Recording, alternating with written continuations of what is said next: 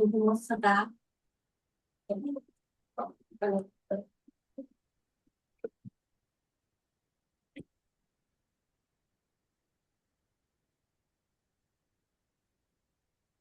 namaste, friends. Hello. Good afternoon. Happy to see you all in this short lecture and discussion. Thank you. Yeah. Who is like, please, you can keep your mics not on mute if you want to join. This is an open discussion. But still, if you have some noise around, it will be better for others that you will be muted. But whatever, I like the noises of children around. It means we are living and of other people surrounding us who are living in, which is of course okay with me. So, namaste once again, good afternoon. And we are going to talk today, discuss today, about Surya Namaskar, which is, we know kind of one thing that all yoga participants knows about. Like if we are talking about yoga, people can probably imagine this kind of, routine or practice. And I suppose in most yoga centers around the world, we can see from various places, you can see Surya Namaskar. So think about it as an international language that got connected into yoga, where people that might be so different from each other, they even might be on the formal basis, on the outskirts basis, very much different from each other, or even like in some kind of a conflict with each other, they all are practicing Surya Namaskar. So this means we are having some kind of a language that is very unique to yoga and to yogis, a language that unites, doesn't separate, and everyone can find its place there. Which makes Surya Namaskar to be some kind of probably one of the most important cultural mixtures and interventions and connections and fusion that we know in our modern culture, because it is a connection that may connect people, and I will explain how some of the things that we consider to be part of Surya Namaskar aren't always like we dream about. Because when we are doing, our Surya Namaskar, moving from downwards facing dog to plank and to all the postures that are being part of these 12 postures of Surya Namaskar, we think that we are doing something that was done 5,000 years back. That is a very, very mystical practice that was done a lot of years back, which is just partly correct when we are talking about historical facts. Now, in our talk today, I'm going to mention, or I'm basing my understanding and my view and my work on the subject of Surya Namaskar, on the works that were done by some scholars that were investigating this point from an academic point of view. I was doing it as well, doing my research in the times that I was a student studying in Indian philosophy in the university. And so we have to say that Surya Namaskar, that even though it's based on a sacred ritual for Surya, the sun, is not as romantic as we consider it. And when we practice it today, we are practicing something that is new. Is new for our 21st century, and it is something that was an invention or a combination of a heritage, of past, of present, and maybe of future. When you are part of doing something that is new, it's not only about mimicking or repeating something that was done before, which is, as I will explain now, not obviously 100% true, but it is something that is always, like yoga itself, progressing, changing, fitting itself to the needs of modern life. It's not something frozen that is being repeated all over again, exactly like it was done before. Anyway, we cannot find Surya Namaskar in any written practice of classical yoga. In any book of classical yoga, no mention for Surya Namaskar. Not Hatha Yoga Pradipika, no Granda Samhita. Of course, not the Yoga Sutra of Patanjali. Of course, not Samkhya Karika. Even texts that were later related somehow to yoga, like Bhagavad Gita and all those, no mention of Surya Namaskar, nothing at all. It's not there. So what do we know about Surya Namaskar that made us think that it's so like built on the past? You know that in cultural India, Surya or sun was a very essential, maybe the main cosmological entity, we can call it, not even an entity, like God or yes, subject in the whole cosmology and thinking of Indian cosmology. We know about, even in the Rig Ved, they were talking about Surya. And out of that, we have mantras like Gayatri Mantra, who's talking about illuminating our life, like with the sun. So Surya is a very, very important motive in the cultural of India. And so we might consider Surya Namaskar to be something that is related to that, which is true. And Surya Namaskar as a practice that we know today, is connected and disconnected from these practices. So we have Surya, and we have ceremonies that are related to Surya, to sun. As we know, Surya, some of you know, some of us know, as you know, we have the Surya rituals, which starts when somebody generally in the morning stands generally inside a holy river or at home if he can, and bows down to the sun. He can pour some water using copper cups and on himself. He can then sacrifice, bow down like a candle, dant, towards the sun. He can use mantras in order to make sun works. If you're talking about the pre-Vedic beliefs and the Vedic ones afterwards, we are talking about the sun that is something that has to work for the world. And if we people say the right mantras for it, then it will work. And without our mantras, it will not work. So Surya was very essential, and we know about ceremonies that are made to Surya. And you can say that some of this ceremony was using the candle, like standing and bowing down. It can remind us of bending down in Surya Namaskar, as we do it today in Haspadasana, that we go with our arms towards the legs. But Surya Namaskar, the practice that involves physical activities that we do today, wasn't part of the Vedic area. It was Surya Namaskar that is a religious one, connected to what I mentioned before, these 4 steps, like standing beside the sun,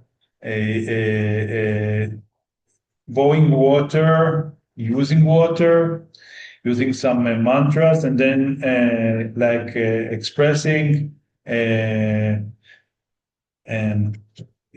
going down towards the God, the sun, and like a stick. This Dandasana practice.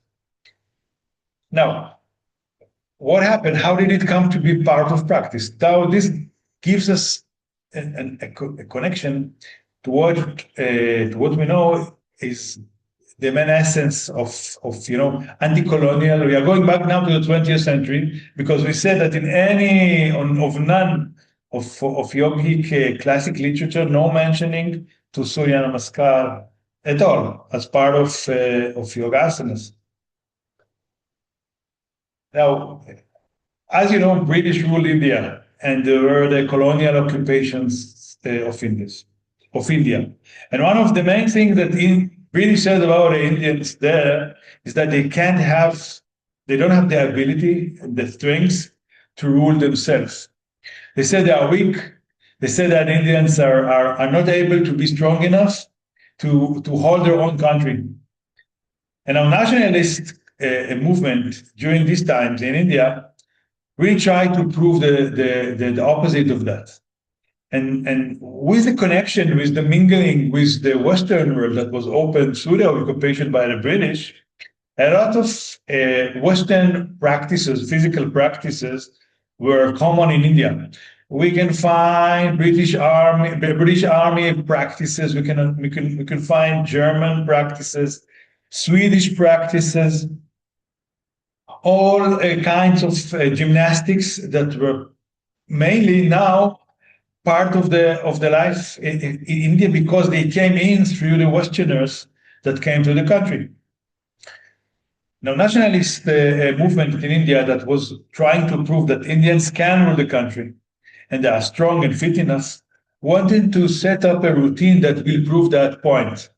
Wanted to set up a routine that, due to their belief, will prepare the Indian people to be strong enough and to prove that they are strong and capable of and being strong and brave enough to fight for their country and to govern it for this Swaraj.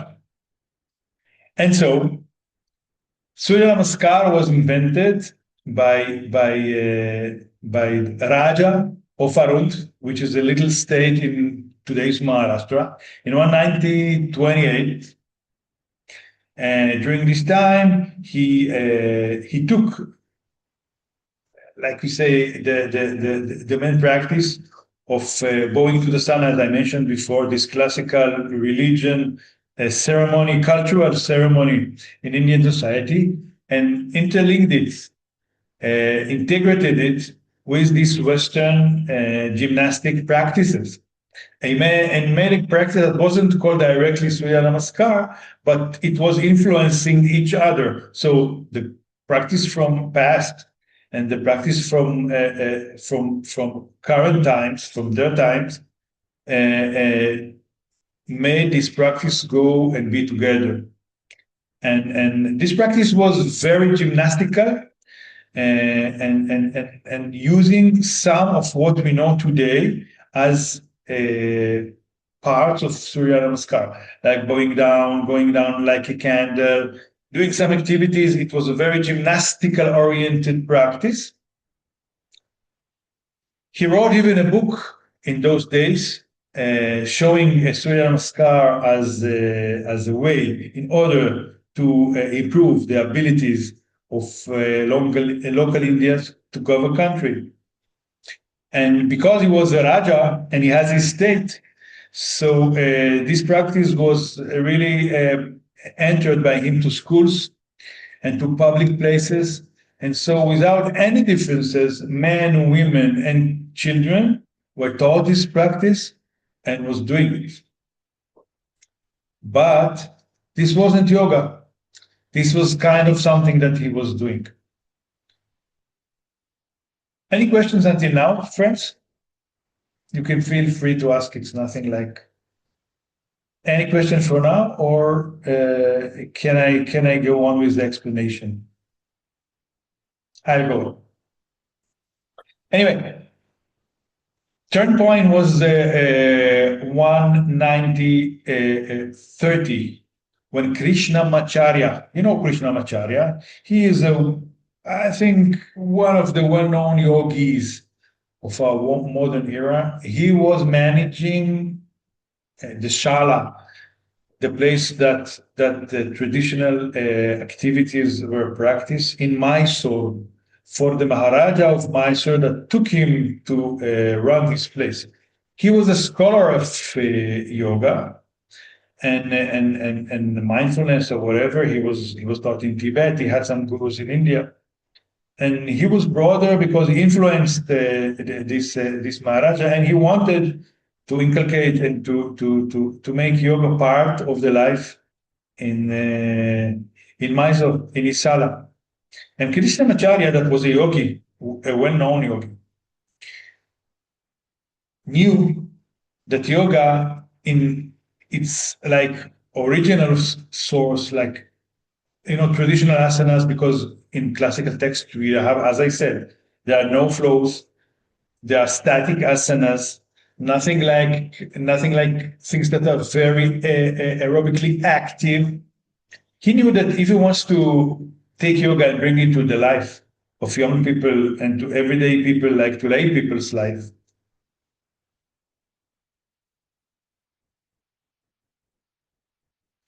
You ask, there is a question here if you know the link to Hanumanji praying. No, I don't know. I can check it out, but I don't know the connection. I'll be happy if you will share your knowledge about that. I don't know. So kindly just speak up and just explain to me if I don't know the link between Hanuman prayer and Surya Namaskar. I can look for it and write in the group the answer for that. Anyway, I'll go back to Krishnamacharya. So he knew that young people and other people, lay people like us, that we live as householders, we don't have enough patience to sit in Padmasana or in Sukhasana and for a long time meditation. We have our daily life and we need to be active. He was teaching kids. They need some kind of challenge. They need activity. Young people, need competition. Needs to understand things through their body in a very active and dynamic way. And so, and he was still a yogi. He was a very good student of yogi. He was learning very seriously. So he made a yogification of Surya Namaskar using the older techniques and the newer ones. We do towards the end. I have to leave at 6 to take my sessions. So you'll do that kindly. We'll try to find time for that. Okay. I'll just explain it for minutes, and you can just join and explain and say whatever you want to add. I'll be happy to hear. So Krishnamacharya added or made a yogification of his studies and added yoga asanas to the flow of Surya Namaskar and made it a yoga thing. What did he do? He added breathing as part of the practice. He added traditional yoga asanas to the practice of Surya Namaskar that was before just gymnastics. He added the meditation, the ability to listen, to be aware during the practice. He added the gazing with the eyes as part of the practice. He added the mantras that are said during this practice. And so, and he added the vinyasa, the flow, which is part of yoga. And of course, as I said before, the breathing, which made this classical practice that was gymnastic to be a yogic practice made on the cultural Surya traditional act and classical yoga text-based asanas and pranayamas together, because I was mentioning breathing. And this made Surya Namaskar to be like it is now. Now, what I say doesn't take yoga down, but it makes us just the contrary. It gives us a great example of how yoga is reactive, open, and suits itself towards life. It's not that people are stuck and are attached to rituals from the past without any considerations to the need of the future and of the present. On the contrary, we yogis, when we practice Surya Namaskar these days, we're trying to combine it to the needs of everyday life, of modern life, and to make it a living tradition that can help people in various steps of their life, in various wanting to have some kind of a practice that will include several configurations of yoga in that same time, that needs the physical activities because modern people sit more near computers, less active. We don't have to carry water from the well. We don't have to milk our cows and whatever. And so physical activity is needed. And this was his contribution. And then Swami Sivananda was doing it after a few years after him. And in modern era, we can see Patanjali, Patabi Joyce, his student, and Iyengar during some of this time, just practicing and teaching Surya Namaskar as a modern flow. Each of them had his own orientation to it. and keeping it alive. In Patabi Joy's work, Surya Namaskar is the main or the basic series of vinyasas that are common in his practice. And in nowadays, there are several traditions. We do practice Surya Namaskar. We try to adapt it because it's a classical example, not only about cultural fusion, but also about adaptations of practices to the needs of the society, of the culture that is changing, and to everyone's personal life, which changes throughout the years due to aging and changing. So let's keep this kind of cultural achievement going on. Let's practice us with sensibility, with awareness, with mindfulness towards changes of our lives, of our students' lives, and towards the need of our ever-changing, hectic society. Yeah, somebody wanted to add something, right? You wanted to say something? I wanted to share a story which Yes, is please. associated. Yeah. Please, ma'am. Please do that. So you know Hanumanji, the god? Yeah. Yeah. So what happened is that when he was a little child, once he was very hungry. So he had a lot of power. So he leapt and he thought he saw the orange sun and he thought it was an orange. And he put the sun in his mouth. And of course he got little burned, but he kept the sun in his mouth, and then it became complete darkness, and all the devtas came and tried to rescue the sun. And Indradev, the king of the devtas, he hit him with his weapon, the vajra, uh, and Hanumanji broke his jaw, and that is the literal meaning of Hanuman, a broken jaw. He was called Sundar before that. So now we know him as Hanumanji, but that's how he got the name. But when he became a little older, his mother said, now it's time for your education and you should have the best guru. So why don't you go to the sun god? He's the best guru. So now when he went to the sun god got fearful again. Oh my God, has he come to eat me again? But Hanumanji pleaded and said, Ki, please accept me as a disciple. So the sun god said, see, the thing is that I have a job to do and I cannot stop to teach you. So Hanumanji said, no, doesn't matter. You keep this thing. I'll go ahead of you and I'll keep moving backwards. And you keep moving forward and I will learn whatever the teaching is. So that is why all the postures in Surya Namaskar, if you see, they're taking your body backwards. So this is just a story that is just a mythological story, obviously, but just something interesting. And I know this, that like you said, in 1928, the practice was developed. So I know it's that it's a fairly new practice. And you've put it up very beautifully, Talji. It was really nicely explained.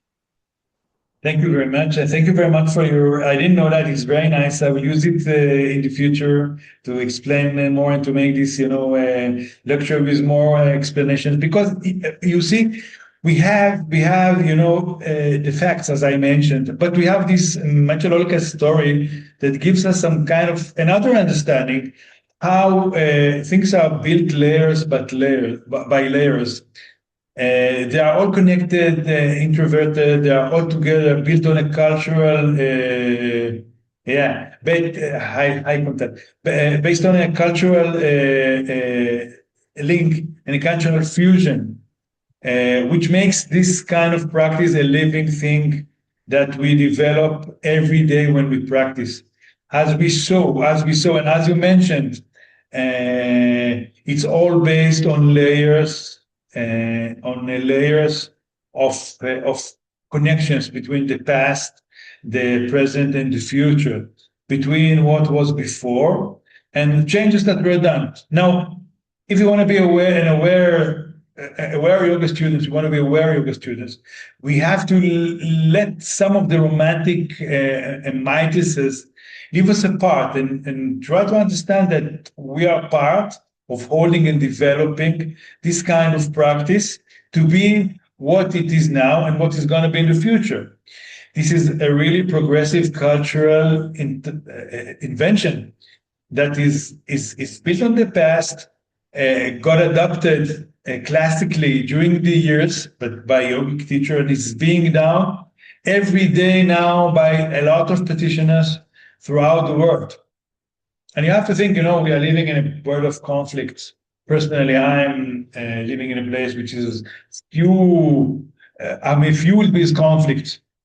And I'm sure that people that are considered, not in my eyes, I consider like people that are not like us or like me and everybody has something that is not like him, can practice with him this language of yoga and do some kind of a joint venture of using this language and try and invest together something that is new without even calling it, without any names. You put aside religion, you put aside differences, you put aside barriers, you put aside borders, and then you build something new. And so what we are doing now is not just because we are mimicking the past, it's because we are building the future based on the past, which is nice. Okay, friends? And so Surya Namaskar, let's practice it with a lot of attention. Let's try and keep it alive. And let's try even to keep it alive in our lives, because we people are changing. And sometimes we can do one thing, and then in sometimes of our life, we cannot do everything. Like somebody had the ability to practice Surya Namaskars years back on a mat, and now he's becoming a little older, he has some problems or whatever, and we can't stop life. But still we can adapt this practice. Like, for example, I have students who we practice Surya Namaskar with them, seated on a chair. And so you see somebody that's practicing yoga for 40 years, for example, and then he started or she started, and now she's becoming like older, like near 70 or more. And now she's doing the practices on a chair with the same practices that were done by her before. And this is nice because yoga is not only for the young and the healthy and the beautiful and the fit and whatever. If it's done properly, it should be with us during all our lives. It's something that is part of life. It's nothing that is only for when we are fit to do it. And Surya Namaskar can be beautifully adapted to various age and health conditions. Like we know, we have in Surya Namaskar this kind of contraindications that are said, okay, if you have this and that, you cannot practice Surya Namaskar. Every TTC teaches that. And yoga teachers should be aware, because today we are very fond of group classes. But it's not absolutely true, because we can adapt practices even to people. We can adapt Surya Namaskar even to people that have heart problems, high BP, and all these problems that are mentioned that are contraindicated to classical Surya Namaskar. So it can be done, and it's important that we can do it, and we should do it. Any more remarks or questions, friends? Okay. So thank you very much. I'm sorry I joined late, so I'm not able to question you, but I would love to go through your recording to understand what was discussed, because if I will ask something, it may go in a different direction. So Kuntal, there is a recording, but I would just say that I would do it really, really fast. But if you want, but you can ask me later. But anyway, I was just saying that despite what we are thinking about, Surya Namaskar is not mentioned in classical yoga texts. It's based on the cultural tradition of the sun, but it's not mentioned in classical yoga text. And there was a procedure that was going on from the colonial time in India that was adopting Surya Namaskar first of all by Indian nationalist organizations that were fighting for the independence of India. as a gymnastic program, and afterwards as a yoga practice by some of yoga teachers like Krishnamacharya, Swami Shivananda, and others. And today, what we are doing, what is most important for us to know, is not a mimicking of the past, but something new that is built like they did.